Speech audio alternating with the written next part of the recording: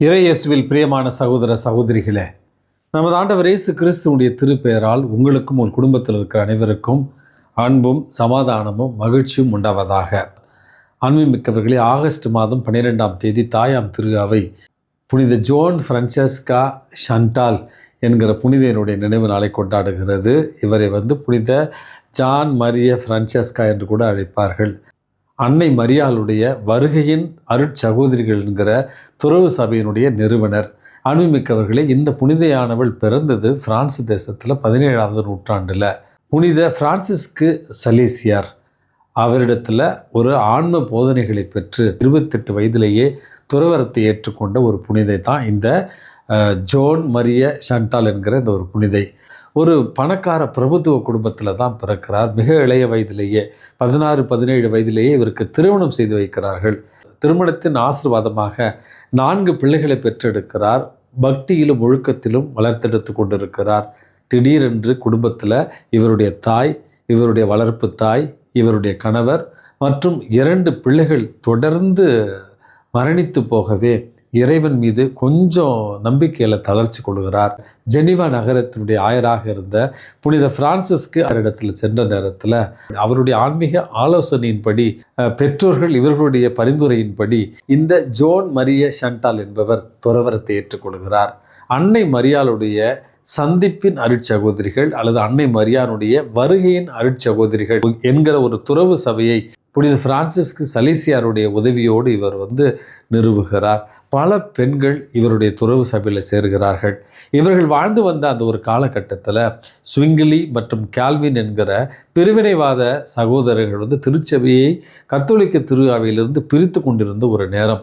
அந்த நேரத்தில் தான் வீடு வீடாக சென்று அன்னை மரியாளை போல இறை வார்த்தையை தாங்கி சென்று அந்த குடும்பங்களுக்கு அமைதியையும் சமாதானத்தையும் குடும்ப பெண்களை மறுபடியும் கத்தோலிக்க நெறியிலும் கொண்டு வந்த ஒரு பெருமையை இந்த ஜோன் மரிய பிரான்செஸ்கா ஷாண்டால் என்பவர் ஏற்றுக்கொள்கிறார். அன்புமிக்கவர்களே, இந்த அன்னையினுடைய பரிந்துரையால் நாமும் நம்முடைய அன்றாட வாழ்க்கையில் வாய்ப்பு கிடைக்கிற நேரத்தில் எல்லாம் இறை வார்த்தையை அறிவிக்க வேண்டிய ஒரு வரத்தை நாம் பெற்றுக்கொள்ள இவருடைய பரிந்துரை இன்றைக்கு நம்ம மன்றாடி ஜெபிப்போம். அன்புமிக்கவர்களே, இன்றைக்கு நமக்கு கொடுக்கப்பட்டிருக்கிற நற்செய்தி வாசகம் என்பது ஒரு கத்தோலிக்க கிறிஸ்தவ வாழ்க்கையில் உறவு முறைகளை நம்ம எப்படி சரி செய்து கொள்ள வேண்டும், எப்படி மன்னித்து வாழ வேண்டும், மன்னித்து வாழுகிற நேரத்தில் ஒருவரோடு அன்புறவில் நாம் வாழுகிற நேரத்தில் நாம் ஜெபிக்கிற பொழுது இறைவன் எப்படி நம்முடைய ஜெபத்தை கேட்பார் என்கிற அழகான 2 கருத்துக்களை தான் இன்றைய நற்செய்தி வாசகம் நமக்கு தாங்கி வருகிறது.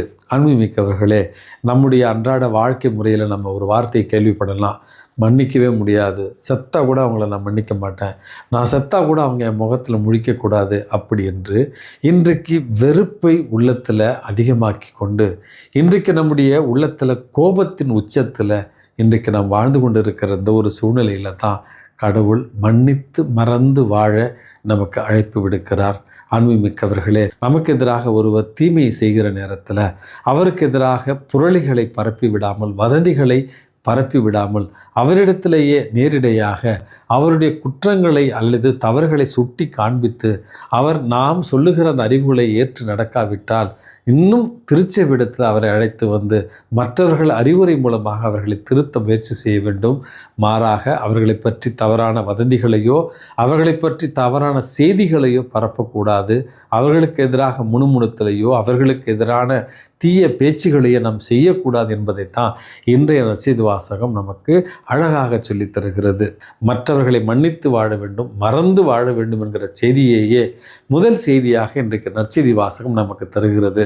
ஒரு சின்ன கதை ஒன்று நினைவுக்கு வருகிறது.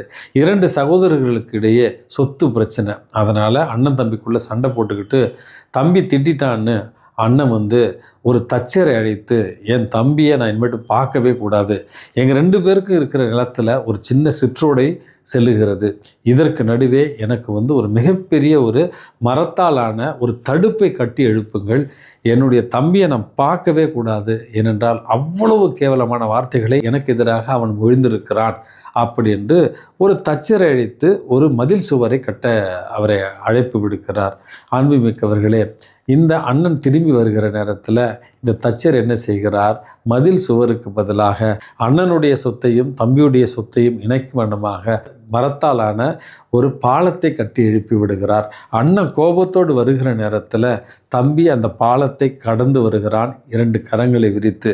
உங்களுக்கு எதிராக நான் இவ்வளவு பாவம் பண்ணியிருக்கிறேன், உங்களை இவ்வளவு தரக்குறைவாக பேசியிருக்கிறேன், நீங்கள் சுவற்றை கட்டாமல் பாலத்தை கட்டியிருக்கிறீர்கள், உங்களுடைய அன்பு பெரியது என்று தம்பி கரங்களை விரித்து வருகிற நேரத்தில் அண்ணனுக்கு எதுவுமே புரியல.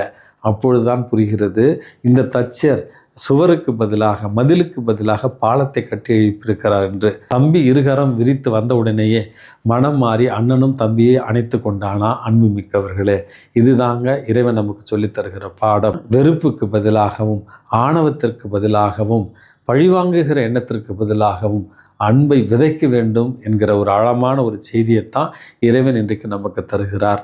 2வது ஒரு செய்தியாக, எங்கே 2 3 ஒருமித்த எண்ணத்தோடு நம்ம இறைவேண்டல் செய்கிறோமோ அந்த இடத்துல இறைவன் பிரசன்னமாக இருப்பார், நம்முடைய ஜெபத்தை கேட்பார் என்பதே 2வது ஒரு செய்தி. ஆகவே தனிப்பட்ட முறையில் நம்ம ஜெபிக்கலாம், தனிப்பட்ட முறையில் நம்ம இறைவனோடு உறவாடலாம்.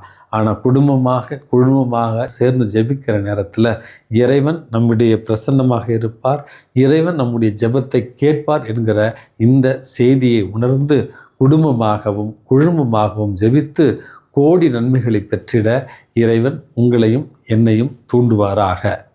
எல்லாம் வல்ல இறைவன் தந்தை, மகன், தூய ஆவி உங்களையும் உங்கள் குடும்பத்தில் இருக்கிற அனைவரையும் நிறைவாக ஆசீர்வதித்து பாதுகாத்து வழி நடத்துவாராக. ஆமென்.